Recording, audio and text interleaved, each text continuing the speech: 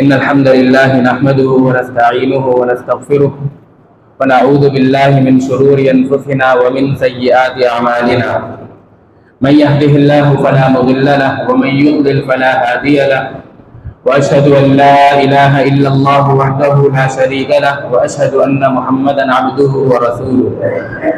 يا أيها الذين آمنوا اتقوا الله حق تقاته ولا تموتن إلا وأنتم مسلمون. يا أيها الناس اتقوا ربكم الذي خلقكم من نفس واحدة وخلق منها زوجها وبث منهما رجالا كثيرا ونساء، واتقوا الله الذي تساءلون به والأرحام إن الله كان عليكم رقيبا. يا أيها الذين آمنوا اتقوا الله وقولوا قولا سديدا يصلح لكم أعمالكم ويغفر لكم ذنوبكم، ومن يطع الله ورسوله فقد فاز فوزا عظيما. اللهم صل على محمد وعلى آل محمد كما صليت على إبراهيم وعلى آل إبراهيم إنك حميد مجيد. اللهم بارك على محمد وعلى آل محمد كما باركت على إبراهيم وعلى آل إبراهيم إنك حميد مجيد. قال الله تعالى: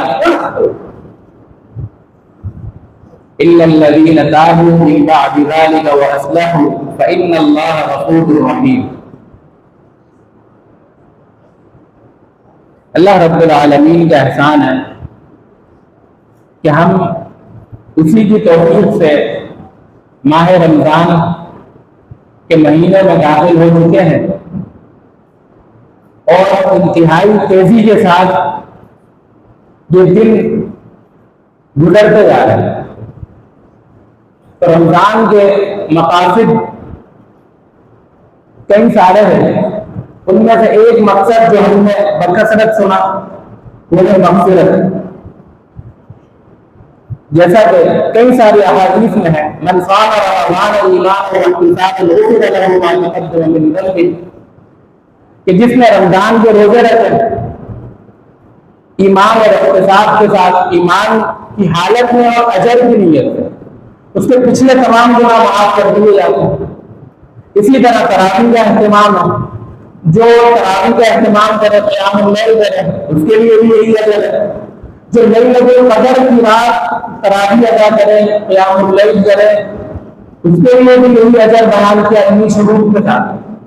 پھر یہاں سے کہا گیا جبریل امین علیہ السلام کی بددعا کہ جس کو رمضان کا مہینہ مل گیا اور اس کے بعد وہ مغفرت نہ کرا سکا، اس کے لیے ہلاکت ہے، تباہی ہے، بربادی ہے. اور نبی صلی اللہ علیہ وسلم نے اس بددعا پر آمین کہی. تو ان تمام نصوص سے یہ بات ہمیں اچھی طرح معلوم ہو جاتی ہے کہ رمضان کے مہینے کا بنیادی مقصد مغفرت ہے. کہ رمضان جب ہم سے چلا جائے، جب رمضان کے مہینے کی عبادتوں سے ہم فارغ ہو جائیں تو مغفرت حاصل ہونا انتہائی ضروری ہے. اور اگر وہ حاصل نہیں ہوئی اور اللہ تعالیٰ کے نبی صلی اللہ علیہ وسلم سے یہ فرامین جو بار بار ہمیں مغفرت کے وعدے دے رہے ہیں، اگر اس کے باوجود بھی ہم اپنی مغفرت نہیں کرا سکیں اور رمضان کا مہینہ اسی حال میں گزر گیا کہ ہم مغفرت نہ کرا سکیں، تو ہم نے رمضان کے مقصد کو نہیں پایا، بلکہ ہمارے تباہی اور بربادی ہو اگر ہم مغفرت نہ کرا سکیں. تو رمضان کا ایک مقصد، انتہائی اہم مقصد مغفرت کا کرنا. قرآن مجید پر غور و فکر کریں کہ مغفرت سے کیا مراد اور مغفرت کے کیا تقاضے ہیں. ہم اللہ تعالیٰ سے دعا کرتے ہیں: اللہم اغفر لی ذنبی، ربنا اغفر لنا ذنوبنا، اللہم انک عفو تحب العفو فاعف عنی. کیا معنی ہے اس سے، کیا مراد اور کیا تقاضے ہیں؟ کہ جب ہم اللہ تعالیٰ سے یہ دعا کرتے ہیں: یا اللہ میرے گناہوں کو معاف کر، اللہم انک عفو، یا اللہ تو انتہائی معاف کرنے والے عفو پسند کرتا ہے معاف کرنے کو، مجھے معاف کر دے، مجھ سے درگزر کرنا. کیا معنی ہے اس کا؟ کہ یہ معنی ہے کہ ہم گناہ بھی کریں اور توبہ بھی کرتے ہیں۔ اگر ہم ایک طرف تو گناہ کر رہے ہیں اور توبہ کر رہے ہیں، یعنی یا تو ہم اپنی توبہ میں سچے نہیں، ہم اللہ تعالیٰ سے مغفرت کی دعائیں کر رہے ہیں، لیکن وہی گناہ وہی روش جاری ہے، میں اللہ سے توبہ نہیں کرتا ہوں، اور یا تو ہم روزے کی حالت میں یا روزے کے بعد میں وہ کام نہیں کرتا ہوں جس سے منع کیا، تو یہ مغفرت کو حاصل نہیں ہے۔ اسی طرح ہم میں سے بہت سارے لوگ جو مغفرت کی دعائیں بھی کرتے ہیں، گناہ بھی کرتے ہیں اور باقاعدہ گناہ کے پلان دیتے ہیں، اگر رمضان میں نہیں تو رمضان کے بعد پورے ارادے ہوتے کہ رمضان کے بعد اعوذ باللہ یہ گناہ کرنا ہے، یہ گناہ کرنا ہے، یہ گناہ کرنا ہے، تو یہ تو مغفرت حاصل نہیں ہے۔ یعنی ایک بندہ مغفرت کا سوال کر رہا ہے اللہ تعالیٰ سے، یا اللہ مجھے معاف کر دے، اور ہم میں سے کوئی یہ نہیں کہتا کہ میرا صرف یہ گناہ معاف کر دے، یہ گناہ معاف کر دے، بلکہ مغفرت تو کبھی صحیح معنوں میں حاصل ہوگی جب تمام گناہ معاف کروا دیے جائیں۔ اور ہم بھی یہی چاہتے ہیں کہ ہمارے گناہوں کو معاف کر دیا جائے، ہمیں گناہوں کو پاک کر دیا جائے، رمضان گزرے تو ہمارے ساتھ کوئی بھی گناہ چلتا رہا، ہم بھی یہی چاہتے ہیں۔ اور اگر ہم نے گناہوں کے ارادے رکھے ہیں، گناہ کر رہے ہیں، تو پھر یہ تو مغفرت کے تقاضے کے خلاف ہے۔ ایک طرف میں اللہ تعالیٰ سے وعدے کروں کہ میں آئندہ گناہ نہیں کروں گا، مجھے معاف کروا دو، دوسری طرف میں گناہ کرتا رہوں گا، گناہوں کے ارادے کروں، تو اس کا کیا معنی ہوا؟ اس کا معنی قرآن مجید کی کئی آیات میں بھی اگر ہم دیکھیں، پہلی آیت ان الذین تابوا، سوائے وہ لوگ جنہوں نے توبہ کی، من بعد ذلک، جس کے بعد وہ اصلحوا اور اپنی اصلاح کریں، فإن اللہ غفور رحیم، تو بے شک اللہ رب العالمین غفور رحیم ہے، انتہائی معاف کروانے والا اور بہت زیادہ رحمت اور شفقت کرنے والا۔ پھر اسی طرح والذین عملوا السیئات والذین آمنوا وعملوا الصالحات، جیسا کہ اللہ تعالیٰ نے ذکر کیا ہے، وہ لوگ جو گناہ کر لیتے تھے، برا کام کر لیتے جہالت میں، اور یاد رکھیں ہر گناہ کا کرنا جہالت ہے، یہ معنی نہیں ہے اگر ہمیں علم نہیں ہے تو جہالت ہے، نہیں، اگر ہم انجانے میں گناہ کریں جہالت ہے، وہ بھی جہالت ہے، اور جان کے دوسرے گناہ کرے وہ بھی جہالت ہے، کیونکہ گناہ کے کرنے والے کو جاہل کہا گیا ہے قرآن مجید میں۔ قوم خدا کریم لگو قوم تجہلون، اسی طرح کے الفاظ کو تم کو جاہل ہو کہ انہیں پتہ نہیں کہ یہ گناہ کا نام معلوم ہے۔ لوط علیہ السلام کئی دفعہ سمجھا دیے، تو ایک گناہگار انسان جب گناہ کرتا ہے تو وہ جاہل ہوتا، اگر کہ جانتا ہے، کیونکہ جانتے ہوئے گناہ کرنا اور کسی بھی چیز کا علم رکھنا آپ کے تقاضے کے مطابق عمل نہیں کرنا، گویا کہ وہ جاہل، جانتے پوچھتے گناہ ہو کہ جس کی حالت میں ہو وہ جہالت سے تعبیر کیا گیا ہے۔ تو جو شخص گناہ کر لے جہالت میں، پھر اس کے بعد وہ توبہ کرے، اللہ تعالیٰ سے معافی مانگے اور اپنی اصلاح کر لے، اپنی اصلاح کر لے، ہر معاملے میں اللہ تعالیٰ سے پکی صلح کر لے کہ میں تمام کے تمام گناہوں کو معافی مانگتا ہوں، بلکہ یہ معافی کے توبہ کی شرائط میں سے بھی ہے کہ انسان جب توبہ کرے اس کے بعد توبہ کرنے کے بعد گناہوں کے ارادہ ہو، وہ کام دوبارہ نہیں کرے جس سے اس نے معافی مانگی، تو ہم گناہوں کو معافی مانگتے ہیں تو پکا عزم اور ارادہ آئندہ گناہ نہیں کریں گے، ہر قسم کے گناہوں سے معافی مانگے اور اس کے بعد اپنی اصلاح کریں مکمل طور پر کہ کوئی بھی گناہ نہیں کریں گے۔ اور گناہ کیا ہوتا ہے؟ اللہ تعالیٰ کے جو اوامر ہے، جس چیز کا بھی اللہ نے حکم دیا ہے، نماز ادا کرنے کا، روزہ رکھنے کا، زکوٰۃ ادا کرنے کا، صلہ رحمی کا، والدین کے ساتھ احسان کا، جتنے بھی دیگر امور ہیں، تو اللہ کے اوامر کو نہ ماننا یہ بھی گناہ ہے، اور جس سے اللہ نے منع کر دیا اس کو کر لینا یہ بھی گناہ ہے۔ تو کیا معنی ہوا کہ جن چیزوں کا اللہ نے ہمیں حکم دیتا ہے وہ ہم سر تسلیم خم کرتے ہوئے کرتے چلے جائیں، ایک ایک حکم کو سمعنا و اطعنا کہہ کر عمل کرتے چلے جائیں، اور ایک ایک گناہ سے سمعنا و اطعنا کہہ کر بچتے چلے جائیں، رکتے چلے جائیں، تب ہمیں صحیح معنوں میں مغفرت اصلاح حاصل ہوگی۔ اور قرآن مجید پر اگر غور و فکر کریں تو ہمیں دو گروہ نظر آتے ہیں۔ ایک وہ گروہ جنہوں نے کہا سمعنا و اطعنا، اور ایک وہ گروہ جنہوں نے کہا سمعنا و اطعنا، یعنی پہلے گروہ جنہوں نے کہا ہم نے سنا، ہم نے قرآنی آیات آپ کی نصیحتیں سب سن، وہ آتے ہیں ہم نے نافرمانی کی۔ اور دوسرا گروہ سمعنا و اطعنا، ہم نے سن لی، ہم نے نصیحتیں سن لی، قرآن مجید کی آیات سن لی اور ہم نے اطاعت کی۔ یہ دو گروہ، اور قرآن مجید میں تفصیل کے ساتھ ان دونوں گروہوں کے اعمال اور افعال ذکر کیے ہیں۔ ضرورت ہے کہ ہم ان آیات قرآن مجید کے ترجمے پر غور و فکر کر پڑھیں، ہمیں تمام معاملات تفصیل سے نظر آئیں گے کہ سمعنا و اطعنا کا جو گروہ ہے وہ سنتا ہے اور نافرمانی کرتا ہے، ان کا کیا کردار ہے، اور دوسرا گروہ جو سنتا اور اطاعت کرتا ہے ان کا کیا کردار ہے، وہ کیا کرتے ہیں، تاکہ ہم سمعنا و اطعنا کے گروہ سے نکل کر سمعنا و اطعنا کے گروہ میں شامل ہو جائیں۔ جب ہمیں معلوم ہوگا ان کے یہ افعال سے جنہوں نے نافرمانی کی تبھی ہم بچیں گے، اور دوسرا گروہ جنہوں نے اطاعت میں فرمانبرداری کا حق ادا کیا ان کے یہ افعال سے جب ہمیں علم ہوگا تو تبھی ہم ان کے راستے پر چل سکیں گے۔ قرآن مجید پر ہم غور و فکر کریں، ترجمہ اور تفصیل سے نظر آئے، صرف ان کا خلاصہ اور ایک جھلک دکھانا مقصود ہے ان دونوں گروہوں کو۔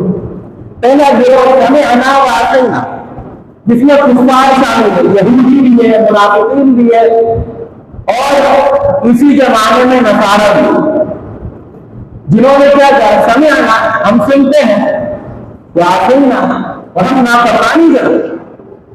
ہم نے آپ کی باتوں کو سن لیا، ہم نے قرآن مجید سن لیا، ہم نے نصیحتیں سن لی، لیکن کیا کرتے ہیں نصیحتیں سننے کے بعد، قرآن مجید کو سننے کے بعد نافرمانی کرتے، مانتے نہیں۔ آپ ہمیں جن چیزوں پہ روک کرتے ہیں اور جن چیزوں کا حکم دیتے ہیں وہ ہم نہیں کرتے۔ تو یہ یہودی ان کا قول ہے، ان کی صفات ہے، تو بالکل کھلا کہتے تھے سمعنا و اطعنا، ہم نے سنا اور نافرمانی کی۔ تو یہودیوں کے جو افعال ہے سورہ بقرہ آپ پڑھیں تفصیل سے آپ کو ملے گا، اس کا صرف ایک خلاصہ نظر دیتے ہیں یہودیوں کو اللہ تعالیٰ نے کس قدر احکامات دیے، ان کا کیا کردار تھا۔ اللہ تعالیٰ نے ان سے کہا گائے کو ذبح کرو، انہوں نے سوالات میں سوالات نہیں کرتے، گائے کیسی ہو، گائے کا کلر کیسا ہو، ہمیں بھی سمجھ نہیں ہے وہ کیسی گائے۔ ایک مومن ایسا نہیں ہوتا، بس سن لیا یہ حکم ہے عمل کرنا۔ تو جب انہوں نے بلا وجہ کے سوالات کیے اللہ تعالیٰ نے مل کر مشکل کر دیا، اب انہوں نے اس طریقے کے سوالات کیے بلا وجہ، تو ان کے لیے بھی معاملہ مشکل ہو گیا، قریب تھا کہ وہ گائے کو ذبح نہ کرتے۔ اسی طرح آپ دیکھیں یہودیوں کو کہا گیا کہ تم راعنا نہیں کرو بلکہ انظر نہ کرو، تو وہ کیا کہتے ہیں راعنا، نبی صلی اللہ علیہ وسلم کے ساتھ انتہائی بدتمیزی کا گستاخی کا مظاہرہ کرتے ہیں۔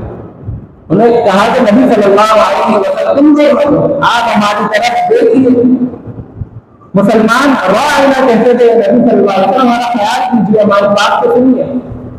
تو یہ یہودی کا لفظ راعنا اس کو کھینچ کے کہتے تھے، نبی صلی اللہ علیہ وسلم کو گستاخی کرتے ہوئے اس لفظ کو بگاڑ کے نبی صلی اللہ علیہ وسلم کو نعوذ کہتے ہیں ہمارے چرواہے، اللہ تعالیٰ نے اس سے منع کیا، انہیں کہا گیا کہ خطبہ کرتے ہوئے اس شہر میں داخل ہو گئے، یعنی اللہ ہماری مغفرت کرے۔ انہوں نے اس لفظ کو خطبہ کو ہنتا کہہ کر دیا اور اس لفظ کو بگاڑ دیا۔ ہنتا یعنی گندم، ہمیں گندم آتا ہے، انہیں کہا گیا کہ اس شہر میں داخل ہو جاؤ، اور تم داخل ہو گئے تو تمہیں رقبہ پانے والا۔ انہوں نے کیا کہا، یا موسیٰ، اے موسیٰ، انا لن ندخلها ابدا ما داموا فیہا، ہم ہرگز اس شہر میں داخل نہیں ہوں گے جب تک یہ قوم اس میں موجود ہو۔ فاذهب انت وربك فقاتلا انا هاهنا قاعدون، آپ جائیں اور آپ کا رب جائے تو لڑائی کریں، ہم تو یہی بیٹھے۔ یہ تو یہودیوں کا سبب، جو حکم دیا جاتا اس کی کھلم کھلا اس کی نافرمانی کرتے ہیں، بغاوت کرتے ہیں اور اس سے انحراف کرتے ہیں کھلم کھلا۔ کئی سارے ان کے افعال قرآن مجید میں ذکر ہے، ان کا کیا کردار تھا، سنتے ہیں لیکن نافرمانی کرتے۔ یہ صرف چند ایک آپ کے سامنے رکھے ہیں مثال کے طور پر، تو ہم یہاں اپنے آپ کو دیکھیں، قرآن مجید میں لقد انزلنا الیکم کتابا فیہ ذکرکم افلا تعقلون، ہم نے تمہاری طرف یہ کتاب نازل کی ہے اور اس میں تمہارا ذکر ہے، کیا تم نصیحت حاصل نہیں کرتے، عقل نہیں رکھتے؟ غور و فکر کرو، سوچو سمجھو، اس میں ہر ایک کا ذکر ہے، میرا بھی ہے، آپ کا بھی ہے، ہم سب قرآن مجید میں موجود ہیں۔ ہمیں دیکھنا یہ ہے کہ ہمارا ذکر کہاں ہے، کہ ہمارے اندر کوئی ایسے بات کرے کہ یہودیت اگر ہے تو اسے دور کرو، یعنی ہمارا نعوذ باللہ کے یہودیت ہمارے اندر وہ مسئلے پائی جا رہی ہیں۔ ہم بھی دیکھتے ہیں کہ ہمیں بھی کئی ساری نصیحت کی جاتی ہے، قرآن مجید سنایا جاتا ہے، جانتے بوجھتے یہ گناہ ہے لیکن کرتے ہوئے، اور ایسا نہیں کہ کر لیا کیونکہ ایک مومن ہوتا ہے، گناہ سب سے ہوتا ہے لیکن مومن کا متقی کا کردار یہ ہوتا ہے، گناہ ہو جانے کے بعد فوراً پشیمان ہو جاتا ہے، دوبارہ نہیں کرتا، ندامت اختیار کرتا ہے، ہر گرمی نہیں کرتا جیسا کہ ابلیس نے کیا۔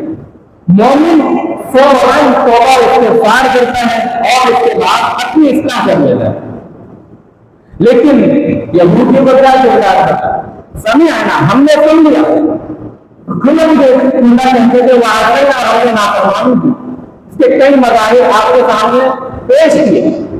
اب ہم دیکھیں کہ ہمارے اندر کوئی یہ صفات نہیں ہے، ہمیں اگر کوئی سمجھا دے کہ یہ گناہ ہے، ہم اس کے باوجود بھی کہیں میری مرضی، یا ہم اس کے باوجود بھی کہیں میں جو کروں آپ کیوں میں کہتا ہوں مجھے سمجھانا ہے، یا پھر ہم اسی روش پر جانتے پوچھتے قائم ہیں، یا پھر ہمارا طریقہ یہ ہوتا ہے کہ جب ہمارے سامنے نصیحتیں آ جائیں، قرآن مجید کی آیات آ جائے، کوئی سمجھانے والا ہمیں سمجھا دے، کسی درس میں ہم کوئی بات سن لیں جو نافرمانی کی بھی جو ہمارے اندر موجود تھی، ہم فوراً توبہ کر لیتے ہیں، فوراً اپنی اصلاح کر لیتے ہیں، فوراً ان گناہوں کو چھوڑ دیتے۔ تو یہ جو تھا منافقین کا کردار، جو کیا کہتے ہیں سمعنا وعصینا، ہم نے سن لیا اور ہم نے نافرمانی کی۔ تو یعنی ہمیں اس طرح کا نہیں ہونا، ہم سنے قرآن مجید اور معصیت نہیں، فوراً اطاعت کو اپنے اندر پیدا کریں، فوراً اس پر عمل کرنے کی کوشش کریں، اور کل قیامت کے دن انسان کیا کرے گا، لو كنا نسمع او نعقل ما كنا في اصحاب السعير، اگر ہم سننے والے ہیں اور سمجھنے والے ہیں تو آج ہم جہنم میں نہیں ہوتے۔ یعنی ہم اگر دنیا میں ان نصیحتوں کو سنتے ہیں، اس کے لیے بیٹھتے ہیں، دل نہیں ہوتا، لیکن تھوڑی سی مشقت برداشت کرتے ہیں اور اپنے نفس کی قربانی دیتے ہیں، ان نصیحتوں کے لیے وقت نکالتے انہیں سنتے، تو آج ہم جہنم میں نہیں ہوتے۔ تو ان نصیحتوں کو، ان دروس کو، ان آیات کو سب سے پہلے سننا انتہائی ضروری ہے۔ جب ہم سنیں گے نہیں تو عمل کیسے کریں گے؟ تو سب سے پہلے سننے کا شوق، جذبہ ہو، اور دوسری چیز اطاعت کا جذبہ۔ جو فرمان سنتے چلے جائیں، مانتے چلے جائیں، مانتے چلے جائیں، اور ہر بات کو اللہ تعالیٰ کی تسلیم کرتے چلے جائیں، اس پر اطاعت کرتے رہے. اور اسی طرح منافقین کا بھی کردار آتا ہے. جو سنتے تھے اور لیکن اللہ تعالیٰ کیا کہتا ہے، حقیقت میں وہ سننے والا نہیں تھا. کہتے بھی تھے کہ ہم نے سن لیا، لیکن ان کے افعال، ان کا کردار یہ نہیں تھا. سنتے نہیں تھے. کیا مانا؟ سننے کے باوجود سنتے نہیں، یعنی کہتے تھے ہم نے سن لیا لیکن اس کے مطابق عمل ہی نہیں. تو لہٰذا یہ یہودیوں کا اور منافقین کا کردار. منافقین آپ سمجھ کر سورہ توبہ کا مطالعہ کریں. نبی صلی اللہ علیہ وسلم جو حکم دیتے بہانے لے کر آئے تھے، کئی قسم کے بہانے پیش کرتے. نبی صلی اللہ علیہ وسلم نے جہاد کا حکم دیا. نبی صلی اللہ علیہ وسلم کے پاس آ گئے کہ ہمارے یہ مسائل آپ ہمیں اجازت دیجیے کہ ہم پیچھے بیٹھے رہے. قرآن مجید میں وہ راضی ہو گئے ان چیزوں پر کہ وہ بیٹھے پیچھے عورتوں کے ساتھ، کیونکہ عورتیں جہاد پر نہیں جا سکتی. تو وہ یہ راضی ہو گئے کہ پیچھے عورتوں کے ساتھ مدینہ میں بیٹھے ہیں، لیکن اللہ تعالیٰ ان کے دلوں پر مہر لگا دی. وہ سننے والے سمجھنے والے لوگ رحم بھی نہیں ہے کہ ہم مال فوائد فتح اللہ والا قلوب زون لایا. ایک اور مسئلہ کرنا ہے تو پیچھے عورتوں کے ساتھ بیٹھنے پر خوش ہو گئے. انہوں نے اس کو مان لیا، تسلیم کیا کہ ہم پیچھے بیٹھے رہیں گے. لیکن کیا ہے، اللہ تعالیٰ نے ان کے دلوں پر مہر لگا دی. وہ جاننے والے لوگ نہیں ہیں، وہ سمجھتے نہیں ہیں، جانتے نہیں ہیں. تو یہ منافقین میں ملا. نبی صلی اللہ علیہ وسلم کے بعد آپ ہمیں اجازت دیجیے، ہمارے گھروں کا معاملہ مسئلہ یہ نہ ہو جائے، وہ نہ ہو جائے. خود بھی گھروں میں بیٹھے رہتے ہیں، جہاد کے لیے نکلتے نہیں، مسلمانوں کو روکتے جہاد سے، کئی قسم کے عذر بہانے لے کر آتے ہیں. اسی طرح ایک شخص کا ذکر قرآن مجید میں نبی صلی اللہ علیہ وسلم کے پاس آئے اور یہ بہانہ کیا کہ آپ مجھے فکرے میں نہیں ڈالے، لا تفتنی. اور اس کا قول مفسرین نے لکھا ہے نبی صلی اللہ علیہ وسلم نے کہا آپ مجھے جہاد میں نہیں لے جائیے، کیونکہ جو عیسائیوں کی جو خواتین ہیں میں فتنے میں پڑ جاؤں گا، ان کے پاس جہاد میں جاؤں گا. کہیں ایسا نہ ہو کہ میں کسی فتنے میں پڑ جاؤں. نبی صلی اللہ علیہ وسلم کو بہانے پیش کریں. اللہ تعالیٰ خبردار فتنے میں تو ویسے ہی کرو، ان کے اندر نفاق کا فکرہ موجود ہے، اس فتنے کی وجہ سے وہ بہانے کرتے ہیں. وَإِنَّ جَهَنَّمَ لَمُحِيطَةٌ بِالْكَافِرِينَ، اور جہنم تو کافروں کو گھیرے. اسی طرح اللہ تعالیٰ نے کیا کہا، وَلَوْ أَرَادُوا الْخُرُوجَ لَأَعَدُّوا لَهُ عُدَّةً. اگر یہ ارادہ کرتے، یہ چاہتے منافقین تو اس کے لیے تیاری کرتے، یہ بہانے کرتے ہیں اور دیگر چیزیں پیش کرتے ہیں. ان کا تو ارادہ ہی نہیں تھا کہ آپ کے ساتھ جہاد کریں. اگر ان کا ارادہ ہوگا جہاد کا تو آپ کے ساتھ نکلنے کا ارادہ رکھتے، تیاری کرتے. لیکن کیا ہے، وَلَٰكِنْ كَرِهَ اللَّهُ بِعَاثَهُمْ فَثَبَّتَهُمْ وَقِيلَ عَلْقَاهُمْ. لیکن ان کے یہ جو افعال ہے، ان کا جو کردار ہے، اللہ نے چاہا ہی نہیں ہے، اللہ نے ناپسند کیا ان کا نکلنا. بہت اگر ہم سوچیں کہ بعض اوقات کچھ گناہ ایسے ہوتے ہیں کہ جس کی وجہ سے انسان کے دلوں کو بہت ہوتے ہیں. اللہ تعالیٰ چاہتا ہی نہیں ہے کہ یہ نیک اعمال کرے. منافقین کا یہ کردار، ان کے یہ بہانے تھے. اللہ تعالیٰ نے کیا کیا، وَلَٰكِنْ كَرِهَ اللَّهُ بِعَاثَهُمْ. اللہ تعالیٰ نے ناپسند کیا ان کا نکلنا.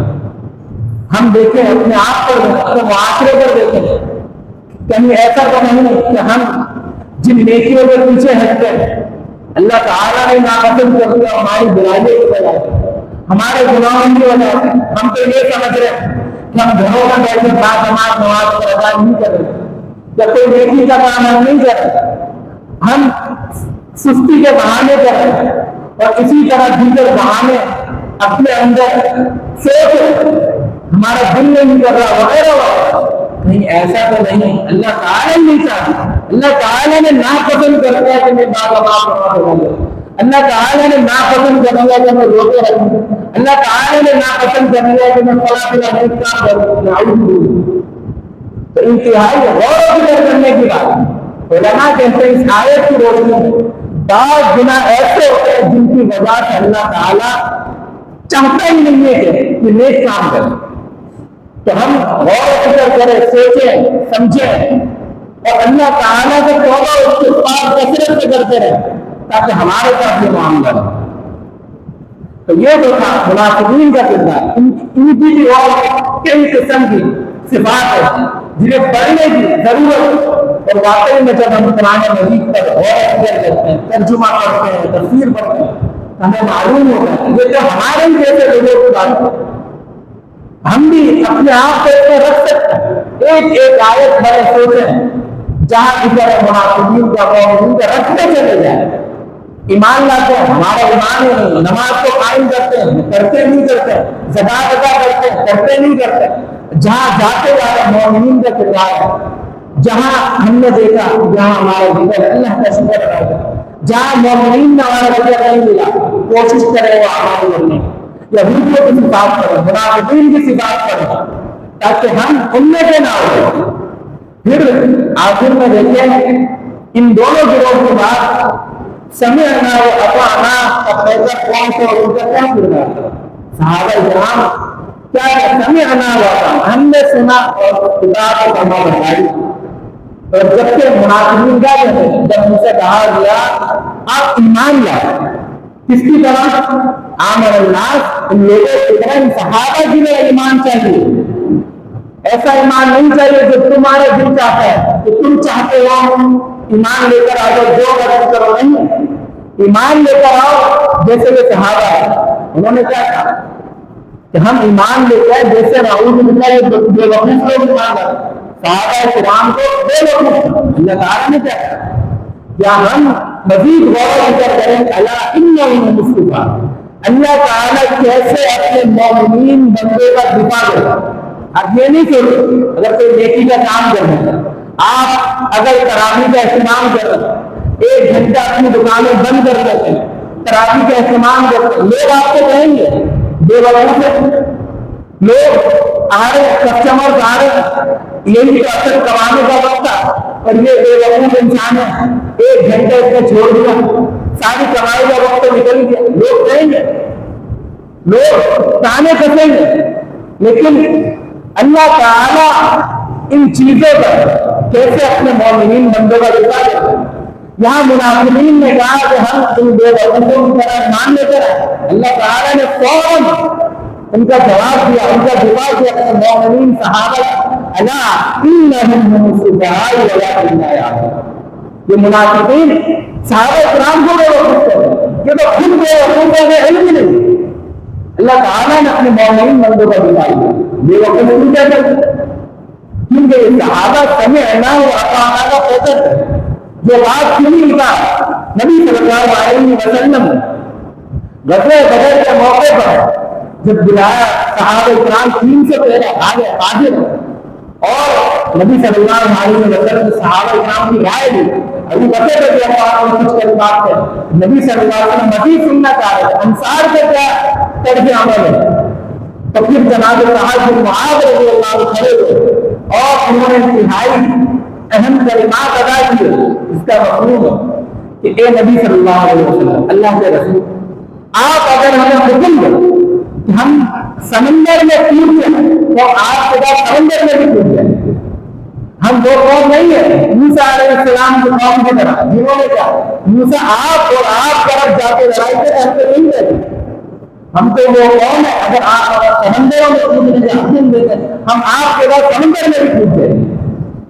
یہ کردار تھا مومنین کا، جناب حنظلہ رضی اللہ عنہ جنہیں غسیل الملائکہ، کہ وہ شخص جنہیں فرشتوں نے غسل دیا، شادی ہوئی اور گھر جاتے ہیں اپنی بیوی کے ساتھ معاملات جو ازدواجی تعلقات ہیں اس سے فارغ ہو کے آتے نبی صلی اللہ علیہ وسلم جہاد کا حکم دیتے ہیں، اسی حال میں جہاد کے لیے نکل جاتے ہیں اور شہید ہو جاتے ہیں، گزرنے کا موقع ہی نہیں ملا اور اسی حال میں جہاد کے لیے نکل گئے، فرشتوں نے انہیں حکم دیا اگر ہم دیکھیں نبی صلی اللہ علیہ وسلم جو حکم دیتے تھے صحابہ کرام فوراً عمل کرتے چلے جاتے. نبی صلی اللہ علیہ وسلم غزوہ خندق سے فارغ ہوئے اور غزوہ خندق ہم سنتے رہتے ہیں کس قدر انتہائی تنگی کا دور تھا. صحابہ کرام کے پیٹوں میں پتھر بند ہو گئے. نبی صلی اللہ علیہ وسلم کے پیٹ خود 2 پتھر بند ہو گئے دھوپ کی وجہ سے, کچھ کھانے کو نہیں تھا. ابھی اس غزوہ خندق سے فارغ ہوئے, گھروں میں جبریل امین آئے اور کہنے لگے اے اللہ کے نبی آپ نے اپنی زرہ اور اسلحہ رکھ دیا, ابھی تو ہم اپنا اسلحہ رکھ کے فارغ نہیں ہوئے, ہم نے اپنے اسلحے پہنے ہوئے, ہم ابھی تو اور آگے ارادہ رکھتے ہیں. نبی صلی اللہ علیہ وسلم اس قدر مشقتوں کے بعد, اس قدر غزوہ کی جو تکلیفیں اس کے بعد دوبارہ نکل گئے جنگ کے لیے. اور صحابہ کرام بھی حاضر ہو. یہ تھا صحابہ کرام کا کردار, یہ تھا سمعنا و اطعنا. اللہ تعالیٰ کا حکم آ گیا سورہ بقرہ کی آخری آیات ہے وَإِن تُبْدُوا مَا فِي أَنفُسِكُمْ أَوْ تُخْفُوهُ يُحَاسِبْكُم بِهِ. جو تم ظاہر کرو, جو تم چھپاؤ, اللہ تعالیٰ اس کا حساب لے. قرآن مجید میں یہ تو کئی مقامات ہے اللہ تعالیٰ جانتا ہے جو تم چھپاتے جو تم ظاہر کرتے ہو تمہارے رازے کو اللہ جانتا ہے. لیکن یہاں پر معاملہ یہ آ گیا اللہ تعالیٰ حساب لے. جو کام تم کرتے ہو ظاہر کرتے ہو وہ کام بھی وہ راستے جو تم اپنے دلوں میں چھپا کے رکھتے ہو اللہ کا حساب لے گا. صحابہ کرام نے کہا اللہ کے رسول وہ کام جس کی ہم طاقت رکھتے ہیں استطاعت رکھتے ہیں وہ کام کر رہے ہم کرتے ہیں. نماز کا حکم دیا, روزے کا حکم دیا, زکات کا حکم ہم نے کر لیا. اب یہ تو وہ معاملات ہے جس کی ہم طاقت استطاعت نہیں رکھتے. اللہ تعالیٰ ان چیزوں کا بھی ہم کو حساب لے گا. دلوں میں وسوسے ہیں, خیالات ہیں, آ جاتے ہیں, اللہ تعالیٰ ہمارا اس پر بھی حساب لے گا. نبی صلی اللہ علیہ وسلم نے کیا کہا, کیا تم یہ کہنا چاہتے ہو کہ سمعنا و اطعنا؟ ان لوگوں کی طرح ہونا چاہتے جنہوں نے کہا ہم نے سنا اور نافرمانی کی, یہ نہیں کہو بلکہ وہ سمعنا و اطعنا. ہمیں یہ بات سمجھ میں آتی ہے نہیں آتی, ہمارے دلوں میں اترتی ہے نہیں اترتی, بس سمعنا و اطعنا کہہ دو. بات سمجھ میں آتی ہے نہیں آتی, قبول کرتے ہیں دل نہیں کرتے, بس سمعنا و اطعنا کہہ دو. سمعنا و اطعنا کہہ دو. اللہ تعالیٰ نے جب حکم دیا تھا کہ وہ حساب لے کر تم دلوں میں وسوسہ بھی چھپا دو. انسان کا اختیار نہیں ہے وسوسے کا, آ ہی جاتا ہے. اور اگر اللہ تعالیٰ حساب لے لے کہ تمہارے دل میں یہ وسوسہ کیوں آیا, صحابہ کرام پریشان ہو گئے. نبی صلی اللہ علیہ وسلم نے سمعنا و اطعنا کہنے کی تلقین کی. صحابہ کرام نے کیا کیا, اللہ تعالیٰ نے ان مومنین کی, صحابہ کرام کی تعریف کی. آمن الرسول بما انزل الیہ من ربہ والمؤمنون كل آمن بالله وملائكته وكتبه ورسله لا نفرق بين أحد من رسله وقالوا سمعنا وأطعنا غفرانك ربنا وإليك المصير. ان کے ایمان کا ذکر کیا اور کہا انہوں نے کیا کہا, سمعنا وأطعنا, ہم نے سن لیا, ہم نے اطاعت فرما, جو بھی حکم آ گیا ہم نے مان لیا, ہم نے سر تسلیم خم کر کے جھکا دیا اور ہم ان سے معافی. اللہ تعالیٰ جب یہ کردار کے اللہ تعالیٰ جانتا تھا, اللہ تعالیٰ نے آیت منسوخ کر لا یکلف اللہ نفسا الا وسعہا. اللہ تعالیٰ نے مومنین پر, لوگوں پر انہی چیزوں کا مکلف بنایا, انہی چیزوں کا مکلف بنایا جس کی وہ طاقت رکھتے ہیں. تو جو وسوسے آ جاتے ہیں جن پر ہمارا اختیار نہیں ہے, بدحساب بھی نہیں ہے, نبی صلی اللہ علیہ وسلم نے حدیث دی. تو جب صحابہ کرام کا اللہ تعالیٰ نے کردار دے دیا, جب وہ سمعنا و اطعنا کا پیکر بن گئے, اللہ تعالیٰ نے معاف کرنا وہ منسوخ کر دیا. اور صحابہ کرام کا اطاعت بھی یہی چلتا تھا, جو نیکی کا عمل آتا جاتا, عمل کرتے چلے جاتا, جس گناہ سے رکنے کا حکم آ جاتا بچتے چلے جاتے. اور ہم سوچتے ہیں کہ پہلے کی زندگی گزر گئی, اس کا کیا ہوگا, جو ہمارے بھائی کسی حالت میں مر گئے ان کا کیا ہوگا. جب قبلے کی تبدیلی کی باری آئی, قبلے کی تبدیلی کا حکم دیا گیا, صحابہ کرام پریشان. جو مسلمان اسی حالت میں مر گئے, ان کا انتقال ہو گیا, وفات پا گیا, کہ قبلہ پہلے کچھ اور تھا, بیت المقدس تھا, اور انہوں نے ساری نمازیں اسی طرح بتا دی، ان کی نمازیں کو کیا ہو؟ اللہ تعالیٰ نے ان کی بھی حوصلہ افزائی کی کہ ان کی نماز اللہ ضائع نہیں کرے گا۔ شراب کا حکم آ گیا، اللہ تعالیٰ نے شراب حرام کر دی، فہل انتم منتہون، کہ تم باز آتے ہو؟ صحابہ کرام فوراً کیا ہے، انتہینا، ہم باز آتے، ہم بھی دیکھیں ہم کتنے گناہ کرتے ہیں۔ یہ آیت ہمارے لیے بھی ہر وقت یاد رہے کہ فہل انتم منتہون، کہ تم باز آتے ہو؟ ہم دیکھیں کہ ہم گناہ کر رہے، کہ ہم اس سے باز آتے نہیں آتے۔ جو بھی گناہ آج ہمارے معاشرے میں جو سگریٹ نشے کرتے ہیں اور گٹکا کھاتے ہیں اور اسی طرح دیگر قسم کی چیزیں کھاتے ہیں، یہ آیت ہمیں سے پورا دن اللہ کی اطاعت میں گزارا کرے، ان چیزوں پر تو رکے جو حلال ہے، کھانا پینا حلال کا عام دن، حرام سے دور حلال نہیں ہے اللہ کے اطاعت پر، اللہ کے کہنے پر۔ لیکن جیسے روزہ افطار ہو جاتا، افطاری کی ابتدا شاید کھجور مانگنے لیتے ہیں اور لوگ سگریٹ پہنتے ہیں، فہم انتم منتہون، کا بھی باز نہیں آتا۔ یہ وہ لوگ تھے جنہوں نے اپنی پچھلی زندگی شراب میں گزاری، شراب پیتے رہے اور اس کے اندر بہت ہی زیادہ برف تھی کہ جیسے اللہ کا حکم آیا شرابوں کی ندیاں بہا دی، مدینہ شرابوں سے بھر دیا، اس کا انہوں نے شرابیں گلیوں میں شرابیں بہا، فہل انتم منتہون، فوراً کہا انتہینا، ہم باز آ گئے، ہم رک چکے، ہم رک گئے۔ ہم بھی اپنے آپ کو یہاں رکھیں، دیکھیں انتہینا، ہم باز آئے نہیں ہیں۔ ایک ایک گناہ پر اپنے آپ کو یہ آیت یاد کر لیں، سوچے فہل انتم منتہون، کہ ہم باز آئے نہیں ہیں۔ صحابہ کرام کو پھر پریشانی ہو گئی، وہ لوگ اس حال میں چلے گئے جو شراب پیتے ہیں، ان کا کیا ہو؟ اللہ تعالیٰ ان دلوں کے حالات کو جانتا ہے، مومنین کے کردار میں، مومنین کے دل میں پریشانیاں ہوتی ہیں، جو تنگی اور اللہ وہ جانتا ہے، ان کی لاج رکھتا ہے، ان کو اللہ تعالیٰ حیثیت دیتا ہے۔ اللہ تعالیٰ نے آئے بتا نہیں سارے الذین آمنوا وعملوا الصالحات گناہ انتظار ہے، جو کسی حالت میں چلے گئے ان پر گناہ نہیں ہے۔ اگر وہ تقویٰ والے تھے، ایمان والے تھے، عمل صالح والے تھے، کیونکہ سب کو شراب کی حرمت نافذ نہیں ہوئی۔ اللہ رب العالمین انتہائی قدردان آپ کے دلوں کے حال کو جانتا ہے۔ تعالیٰ نے ان لوگوں کا تذکرہ کیا مومنین کا کہ جن کے بارے میں کہا کہ دنیا ان پر اپنی وسعت کے باوجود تنگ ہو، اس طرح ان پر تین لوگوں کو پریشان ہے، ان کے دلوں کے حال کا کیا حال ہے۔ نبی صلی اللہ علیہ وسلم کو کہا وَلَقَدْ نَعْلَمُ أَنَّكَ يَغِيظُ صَدْرُكَ مِمَّا يَقُولُونَ، ہم جانتے ہیں یہ جو باتیں آپ پر کرتے ہیں آپ کا دل تنگ ہو جاتا ہے ان کی باتوں کی وجہ سے، ہمیں علم ہے تو اللہ تعالیٰ انتہائی قدر کرنے والا، یاد رکھنے والا۔ آپ یہ نہیں سوچیں، یہ نہیں گمان کریں کہ اگر میں سحری میں اٹھ کے نماز کے لیے آتا ہوں، نماز ادا کرتا ہوں، درس سنتا ہوں، دیگر موقعوں پر بعض اوقات طبیعت جواب نہیں کرتی، لیکن پھر بھی دل شوق پیدا کرتا ہوں، اپنے آپ پر کنٹرول کرتا ہوں، اپنے نفس سے جہاد کر کے بیٹھتا ہوں۔